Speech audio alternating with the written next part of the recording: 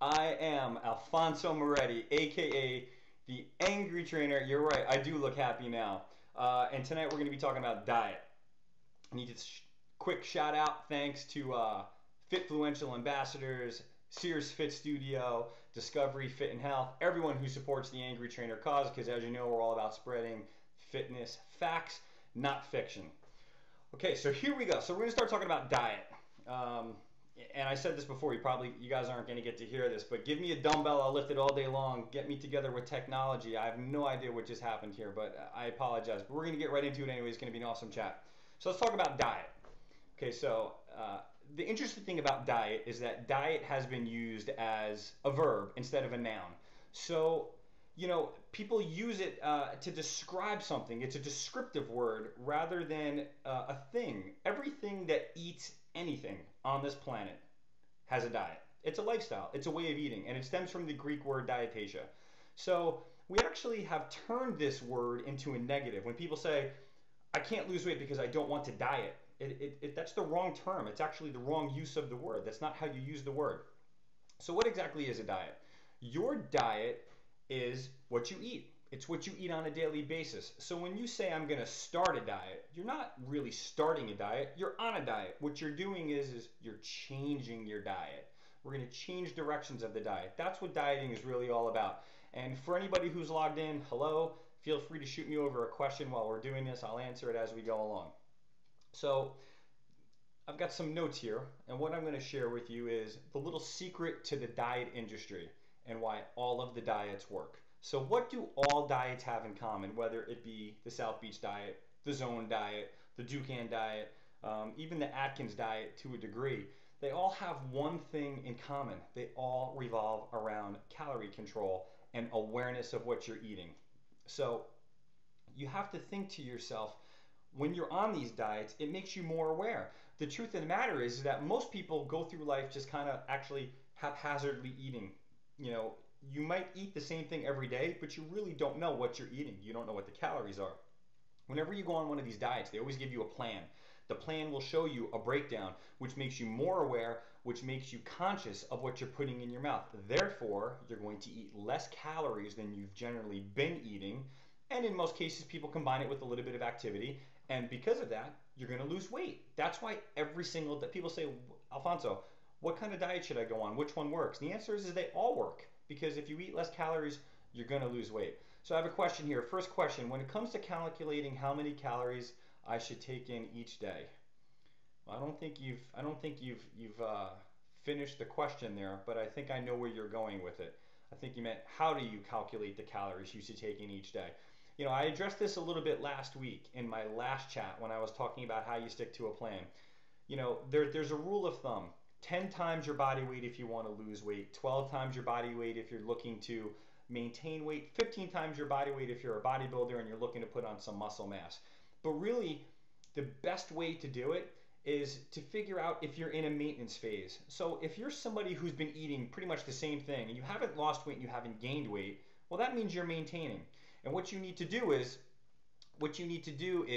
you need to take your calories and you actually need to write them down. You need to take a journal with you, write down what you're doing, and at the end of a week or 2 weeks, you need to take and add all those things up, and then you're going to get an average. That gives you the average amount of calories that you're eating on a daily basis. That's really how you figure out what your caloric intake is. I mean, I have to be honest with you, I'm not really so sure how accurate all of these metabolic calculators are. I mean, I'm 210 pounds. Somebody else sitting next to me can also be 210 pounds. I don't think he and I are going to burn the same amount of calories, even if we look like we've got the same amount of muscle. I think it's really individualized, but I do think that you can control it, obviously, and you can regulate it by the amount of food that you eat. So really the best way to answer your question is to write down what you're eating. Write down what you're eating, figure out what the average is. Obviously, if you're gaining weight, you're eating too much. If you take away too many calories and you start dropping weight very, very fast, and you're also getting weaker, then you know that you're eating too little. So you kind of have to find the middle ground. And it's a bit of a process, but that's the way you do it.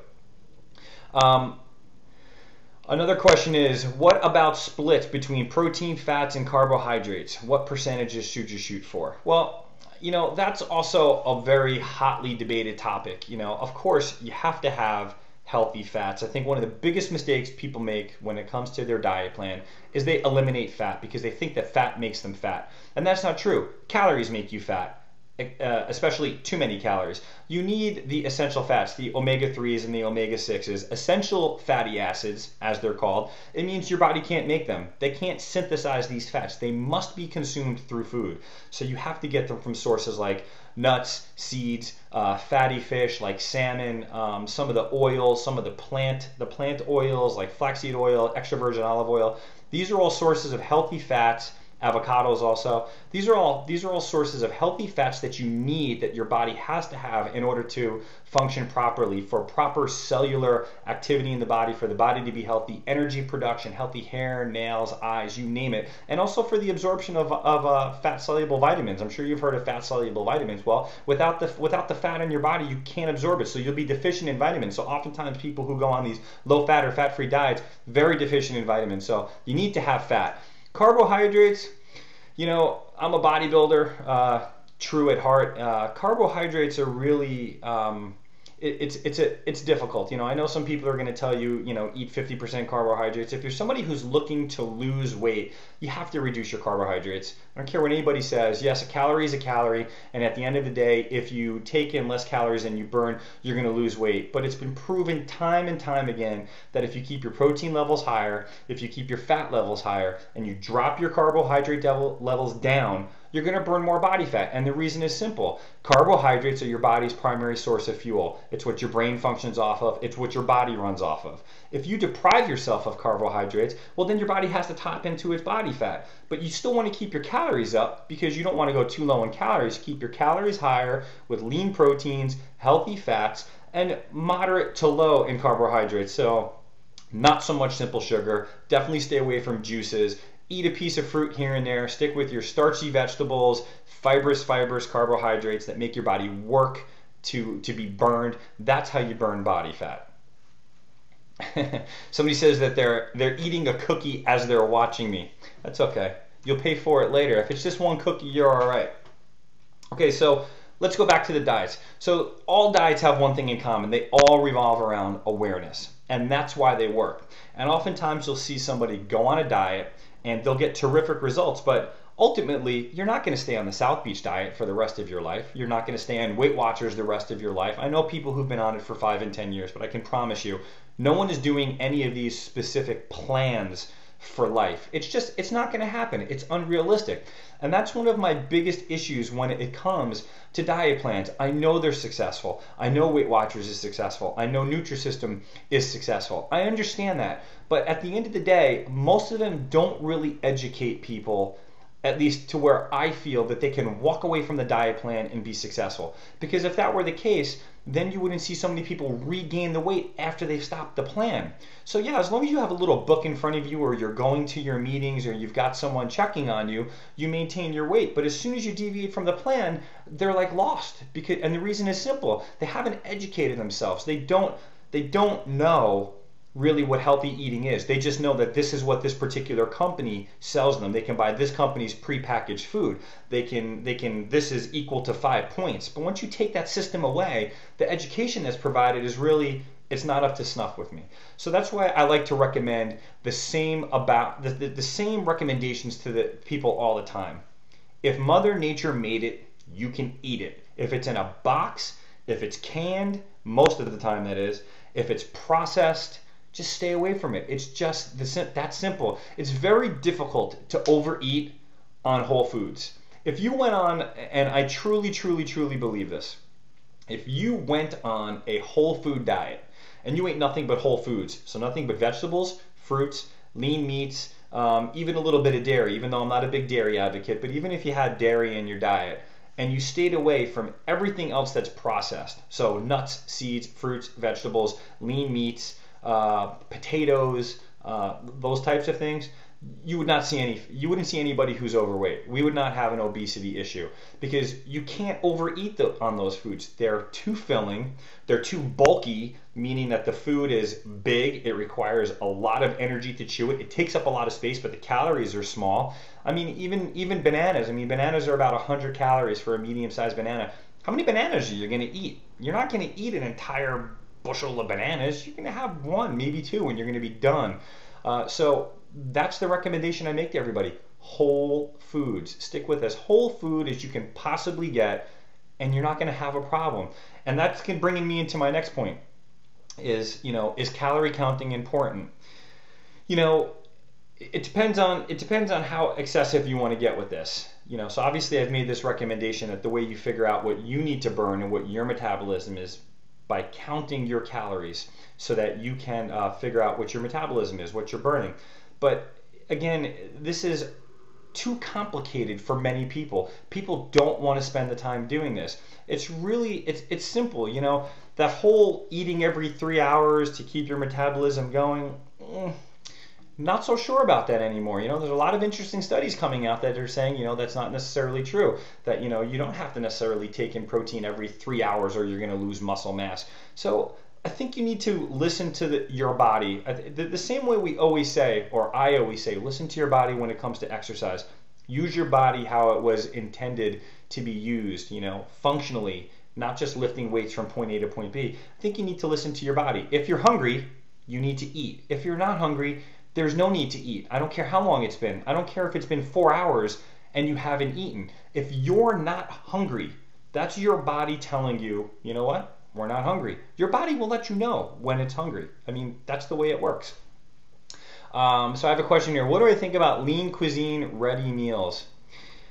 It's been a while since I've looked at the backs of some of these things. What I can tell you is what I know from the prepackaged food, and this goes for whether or not it's Lean Cuisine, Jenny Craig, whether it's Zone stuff or Weight Watchers, which has obviously got pretty much the entire market wrapped up, is they're highly processed. If you look on the back, there's like 1 billion ingredients in there. There's all sorts of preservatives. A lot of times they're going to have a lot of sodium in them. Now, as you know, the American diet is already loaded with sodium, which raises blood pressure. Too much salt in the blood sucks water in, makes the blood thicker. Hence, you have more blood in the system, high blood pressure. I mean, in a pinch, it's okay. Would I ever recommend for somebody to go to the supermarket and buy a bunch of Lean Cuisines and eat them every single night for dinner? Absolutely not, because again, that's not realistic. You're not going to eat Lean Cuisines the rest of your life. I'd rather see you learn how to make a meal that's appropriate for you and cook it in your house and maybe make a bunch of it on Sunday, store it, freeze it, and then just microwave it or reheat it, as the week goes on. Another question is, what about the ones who design their own diet?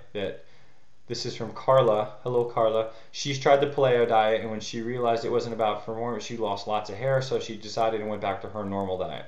It depends on the paleo diet. The paleo diet, for those of you who don't know, is basically the caveman diet based on the Paleolithic time period in human evolution. And devout followers of it believe that we should eat the way that our Paleolithic ancestors did.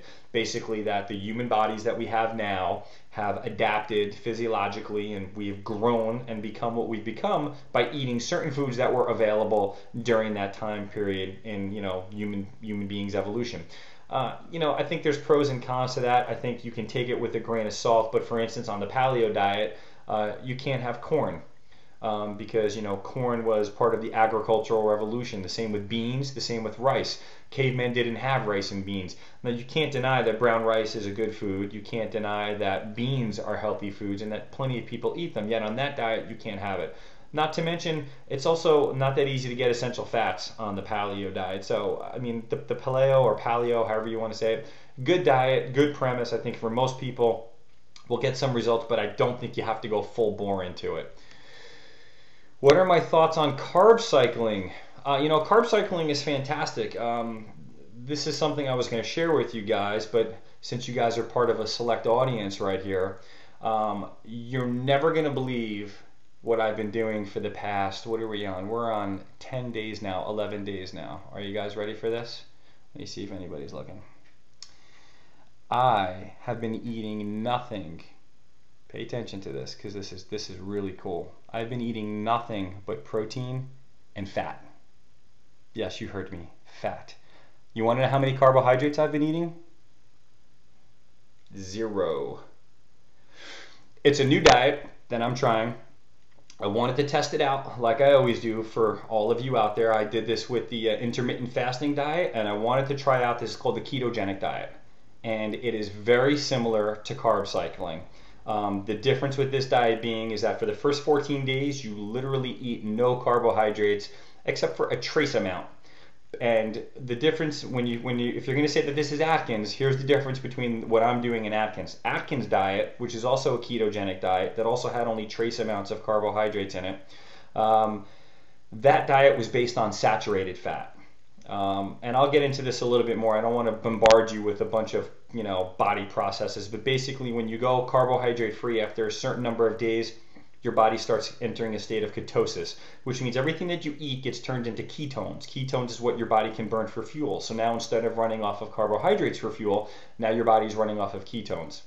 On the Atkins diet, Dr. Atkins, as ridiculously as it sounds, promoted bacon, sausage, fatty red meat, and all these other sources. The diet that I'm doing is based around essential fatty acids. So I'm eating high protein, high fat. Yes, high fat. At least 50% of my diet is fat right now, coming from healthy sources, coming from oils, coming from macadamia nuts, coming from salmon, all sorts of other stuff. And I'll outline this on the site. And I have to tell you that carb cycling, for me and my body type, has been absolutely miraculous. In these past, like I said, 8, 9, 10 days, whatever it's been, I've lost 6 pounds. Now, yes, some of that has definitely been water. There's no question about it, because as your body sheds carbohydrates and you lose the muscle glycogen, you also take water with it. But I am visibly leaner, and this is going to be an ongoing thing. So I'm gonna get back to you on that. But yes, carb cycling, I think, definitely has some validity. It absolutely works. It's a great way to stimulate your body. And again, getting back to the lower carbohydrates, I know there's going to be a lot of people who are going to say, that it's poor or it's not good for me to recommend this. But the truth is that when people lower their carbohydrates, when people drop their carbohydrate intake, as long as the calories are sufficient enough and they replace those carbohydrate calories with healthy fat calories, protein calories, they almost always lose body fat. Now, you're going to have the genetic few who can eat carbohydrates all day long and are just so super active that they can eat fruit and sugar and cookies and they'll always be lean. You know what I say to them? Good for you. I'm not one of those people, and 95% of the population out there is not that type of person. For 99% of the people, dropping the carbohydrates will result in fat loss. What happens is that if you don't start to replenish, I actually just explained this to my kids. This is really interesting. Let me tell you this very quickly because I know you hate those people that can eat whatever they want, right? I'm with you. Check this out. I want you guys to all think of a sponge, all right? A sponge is like your muscle tissue. When you eat carbohydrates, think about a completely dry sponge, okay? So you've got a muscle with no carbohydrates in it. You haven't eaten any carbohydrates. When you start to eat carbohydrates, that sponge starts to soak up, okay? Now that sponge is going to get full. It's going to become saturated with carbohydrates. The way carb cycling works is this. You now have a saturated muscle, saturated sponge. As you start to work out, if you keep your carbohydrates low, or you cycle them where you go low, lower, lowest, none, and then go back again, you gradually wring out that sponge. You're slowly wringing it out because you've eaten more carbohydrates, but you're burning more of the fuel than you're taking in. So you're slowly wringing it out, slowly wringing it out, slowly wringing it out, until it's all the way squeezed out and now it's empty. And then what you do is on the carb cycling plan, you have a high carb day and a moderate high carb day. Those high carb days are meant to soak that sponge back up again. And every time that sponge gets depleted, it becomes sensitized to more carbohydrates coming in, and it will soak up more. It's called supersaturation. We used to do this in bodybuilding. It's also done by a lot of people before a competition to shovel and shove as much carbohydrates and as much muscle glycogen into the muscle tissue as possible. Now the benefit to this, to the carb cycling, is that on those low carb days, there's only one thing on your body that can make you fat. Just one thing only, and that's the hormone insulin. Insulin is the carrier. It carries everything around your body. It carries the sugars. When your insulin level is very high, you've got the potential to store fat. When your insulin level is very, very low, extremely low, as in no to low carbohydrates, then you burn body fat. That's the key to carb cycling. On those lower to moderate low carbohydrate days when you're squeezing out that sponge and it's not packed with sugar, that's where you're burning body fat. That's why carb cycling works so well. You guys all get that? Did you get my sponge analogy? It worked really well with my 12-year-old and my 10-year-old. They totally got it. So, okay. So let's get into which is right for you. We've got about another 6 or 7 minutes here because the Angry Trainer had technical difficulties. How do you decide what's the right diet plan for you? This is a tough one, to be perfectly honest with you. In a perfect world, we'd all be eating the same way. I think it depends on your goal. If you're somebody who wants to lose fat, I mean, let's be honest here. Does anybody go on a diet because they're worried about their cholesterol level? No. I mean, maybe if you went to the doctor and the doctor said, hey, your cholesterol level is 400, you need to go on a diet. But why do people start diets? Why do people start exercise programs? It's not because they say, I want my blood lipids to be better. It's not because, they don't want to have so much, free fatty acids floating around in their blood. Why? We want to look better. Plain and simple. Is that the right reason? No, but that is the reason why 99% of people start. They want to look better, and in some cases they want to feel better. But ultimately, we want abs, we want nice round shoulder muscles, people, they want to look better. Okay, so we need to start a diet plan. So how do you pick the diet that's right for you? It's really simple. You have to look at these plans and you have to say to yourself, which one can I realistically do? And it's not which one can I do for the next 6 weeks. It's not which one of these plans is going to get me ready for my high school reunion or for the wedding coming up in 10 weeks, or you know what, one of my old girlfriends is coming in town I haven't seen and I need to look better than her, because that is a surefire way for you to fail. That will ensure your failure. It's crazy to me, and it's so frustrating to me when I see people start these plans that from the get-go are not sustainable. They're not realistic. But yet people, they're so desperate to try something that promises ridiculously good results, and you just know what's going to happen. You have to look at how realistic the plan for you is. If these diets, I had a woman come to me and say, I have a friend, he's a bodybuilder, he says he can get me to drop X amount of pounds and get me really lean in the next 6 weeks, and I have to eat 8 times a day every 2 hours. I have to carry Tupperwares around with me. And I looked at her and I'm like, are you effing crazy? Who's going to do that? I won't even do that. I mean, it's completely unrealistic. So the results will only stay as long as you do that. Real sugar or sweetener? What's my take? Neither. How's that? Sugar is great. Of course, table sugar is great. It's sweet. There's no doubt about that. I have been using a little bit of sweetener, stevia in the raw. I've been using just a little bit. Sugar, I have a sweet tooth. Sugar is an acquired taste. The longer you get away from sugar, the farther away from the less you crave it. Real sugar, I think that's an individual choice. Some people don't like the chemical nature or the taste of sweetener. I have to say I could go either way on this. A tablespoon of sugar or a teaspoon of sugar has 15 calories in it. It's not the end of the world. And we're certainly not a nation of obese people because of table sugar. That's not the reason why. I have another question here. What kind of healthy diet do I recommend for moms like me? Pregnancies and lots of nutrients. Pregnancies, this is so, this should be another chat. During pregnancy, I want to tell you real quick, you only need about an extra 300 calories. All of these women who are gaining 60, 70, 80 pounds are doing themselves a serious disservice. But Carla, truthfully, after you've had the pregnancies, you should pretty much be eating as if you didn't have the pregnancies. It's not like the pregnancy has done like a permanent damage to your body that now you need to supply these extra nutrients.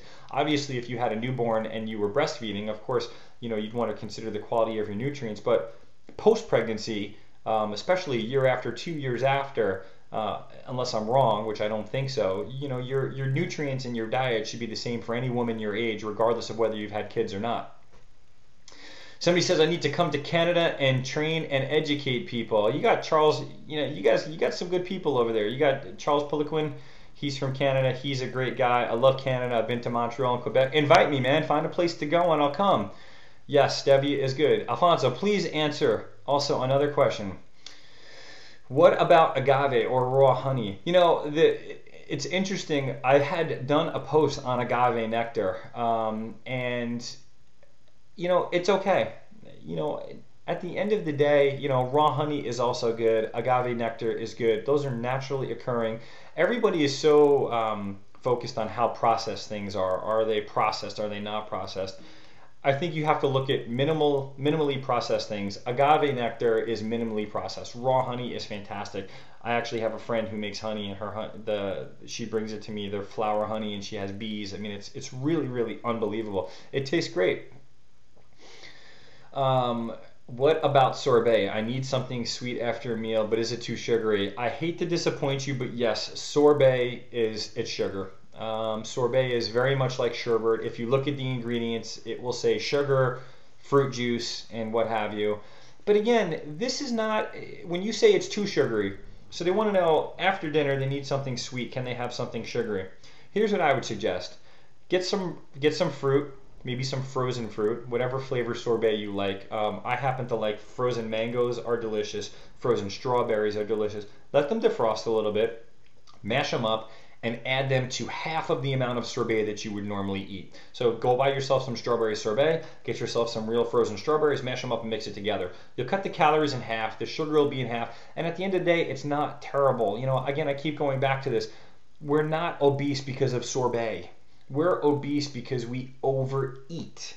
Yes, the food we eat is terrible, I agree. But people don't get fat off of eating one McDonald's burger. They get fat off of eating that and all the other crap throughout their day. So your sorbet is fine. If sorbet is the worst thing in your diet, you're doing better than 99.9% of the American population. I don't think you need to worry about the sorbet. Would I survive the cold in Canada? Yeah, of course I would. So shoot me some other questions, because we ran a few minutes late because I had technical difficulties. Let me just recap while you guys are thinking of something really interesting.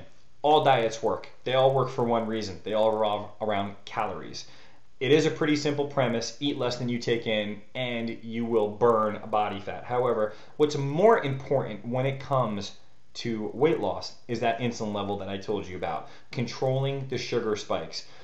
If you were to only eat 1,000 calories of Snickers every day versus only eating 1,000 calories of a more well-balanced diet, the difference between the well-balanced diet and the Snickers is that, yes, calorically, energy-wise, right? Because calorie, for those of you that don't know, is really just, it's a unit, it's a measurement. It's a measurement of heat is basically what it is.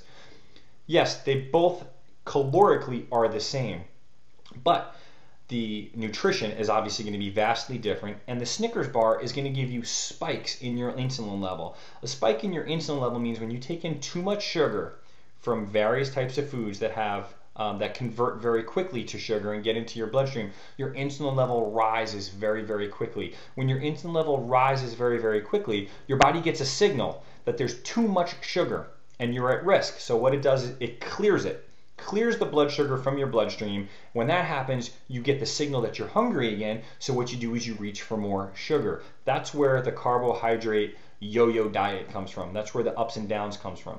So while the calories do matter, what's more important is how much sugar is in your diet and how well you're able to regulate that insulin level and keep it low so that you stay in fat burning and so that you have sustained energy levels on a nice even keel.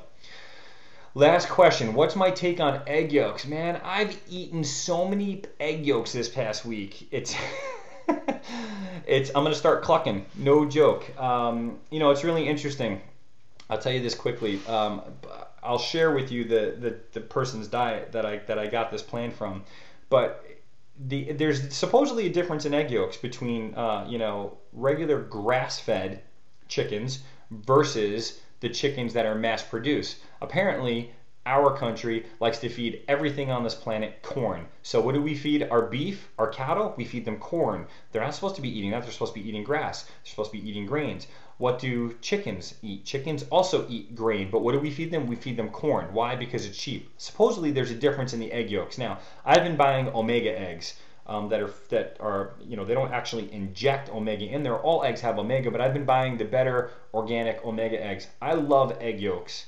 It's been proven that 2 egg yolks per day do not have a negative impact on cholesterol. And they're a very, very healthy. I actually wrote a post on this. If you go to the Angry Trainer Fitness site and you check it out and you type in egg, we did tasted or wasted eggs. They don't call it the incredible edible egg for nothing. It's packed with vitamins and minerals. It's got terrific amount of protein in it and has awesome protein in it, which is found in the yolk. If you dump the yolk, I don't know how many of you know this, there's only 12 calories in an egg white. So eat the yolks. They're good for you. Just don't go crazy with them.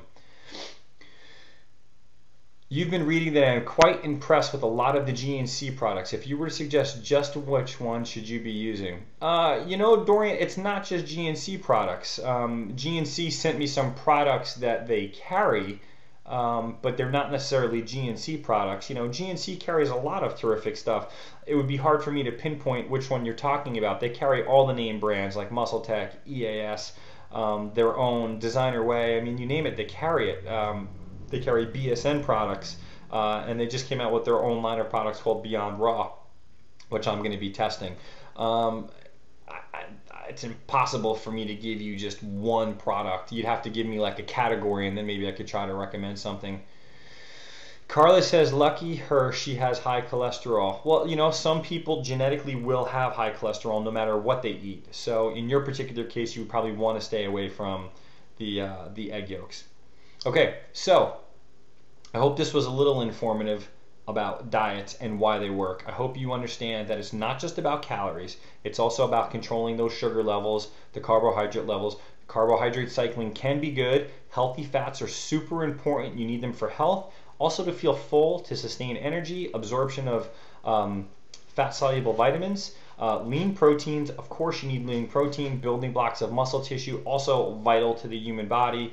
And whole foods. I always say that, I'm gonna close out with this. I always say with this, good nutrition isn't arguable. There's only so many different ways you can spin a wheel. It's either gonna go forwards or it's gonna go backwards. That's really it. Good nutrition is good nutrition. You can't argue with eating vegetables. You can't argue with eating fruits. You can't argue with eating lean meats, nuts and seeds, unless of course you have an allergy to any of those things. But if you're not someone that has an allergy to any of those things, the things I just named to you as part of your diet, as a whole food diet, you cannot argue that those are healthy things to eat. If everyone were to eat that way, we would not have any obesity. Our medical issues, our health insurance costs, the risk of cancer, heart disease, cardiovascular conditions, they would all be drastically reduced. That's where I stand when it comes to diets. Can you buy a book and get a good result? Of course you can. But unless you learn something from that book, unless you understand something from that book, don't waste your time. All the information you need is available to you. It's right at your fingertips. Shop the perimeter of the supermarket. Stay out of the aisles. All the Whole Foods, they're all on the perimeter, on the outside of the supermarket. That's where you should find all of your food. So, I'm going to say goodnight to all of you at this point. Make sure you're following me on Facebook, obviously Angry Trainer Fitness, Fitness Facts Not Fiction, on Twitter at angrytrainerfit.com.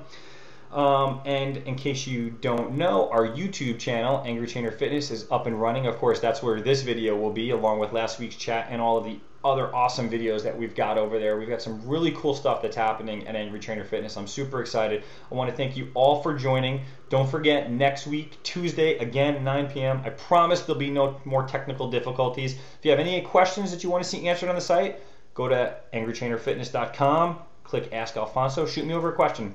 I try to answer as many of them as I can. I hope you all have a wonderful, wonderful night, and I will see you all next week, 9 o'clock. Till then, be well and stay angry. Good night.